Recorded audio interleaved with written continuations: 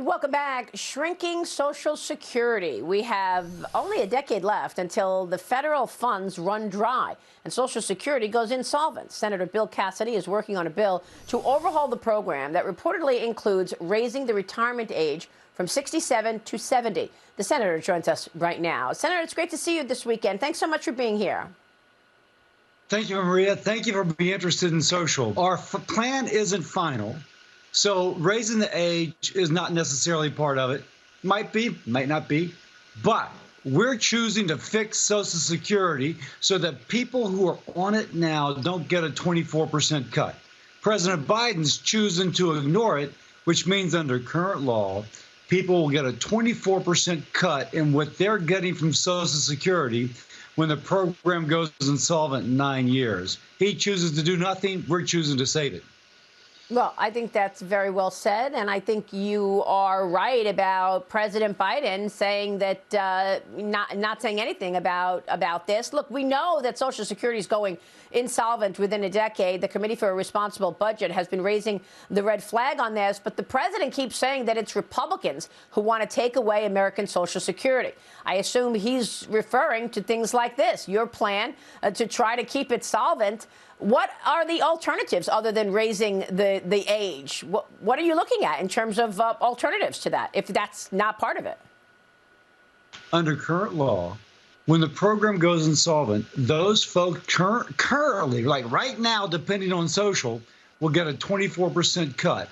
Or we raise taxes 27%. Or if we try and borrow our way out of it, we change the law and borrow our way out of it. We double our national debt, so much so that CBO says they can't even model how bad it will be. That's what President Biden's choosing. We're choosing something different. Yeah, we're going to learn more because he's coming out with his budget in terms of higher taxes. Are you expecting that the president feels that can be fixed with just raising taxes? He thinks that you can just raise taxes on the very wealthy. Basically, you cannot do that. That is what he says to pretend that he has a plan. But he knows it won't work. He knows it won't pass. And so, but he gives him kind of a fig leaf of kind of credibility. It's only a fig leaf. He's choosing to let the program go insolvent. We're choosing to fix it.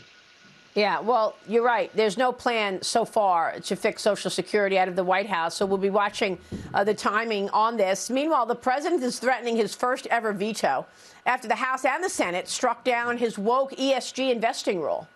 This president in the retirement of 152 million Americans to pursue an ideological agenda. You know, when you invest your money in retirement, you want the best return.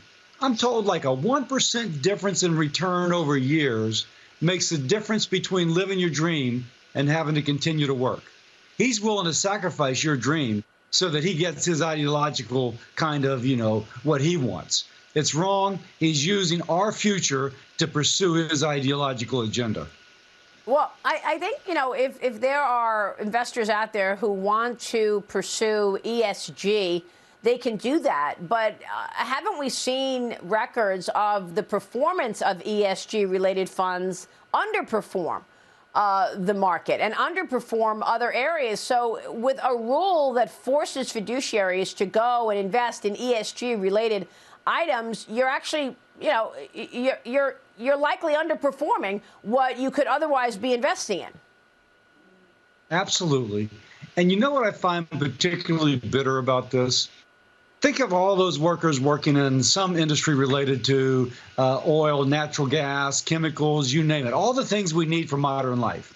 They're putting away their dollars for retirement. They're sacrificing living a little less now so they can live better in the future. He is using their future plans to punish their current job. Under his rule, that firm you're working for will not have the same access to capital to expand, to grow, to keep you in business, to keep you in work, to make you have a better wage. He's using your future to punish your present, and that's particularly bitter. Well, look, everybody needs to live within their means, right? That's how you get through. But America is not. We're facing debt of $31.5 trillion. And the president is still not committing to stopping spending. In fact, he's asking Congress now for more money because he says he wants to investigate COVID fraud, another almost $2 billion. So do you expect a compromise at all as you raise the debt ceiling in the coming months? I do expect some way forward, but you're making the broader point. I think the president thinks as long as it's on somebody else's watch, he's going to be out of office in 2 or 4 or 6 years. So as long as it's somebody else's watch, he doesn't care. If the bill comes due in a Social Security program that goes insolvent, or your retirement's not that is not as good off, and by the way, you're getting less Social Security, or the inflation that he ignites, it's somebody else's responsibility. In the meantime, he gets a sugar high. That's wrong. It's not what a leader should do. I think we need a different president, but we need a different approach from this president. All right, Senator, we'll be watching all of that. Thanks so much for being here. Thank you, Maria.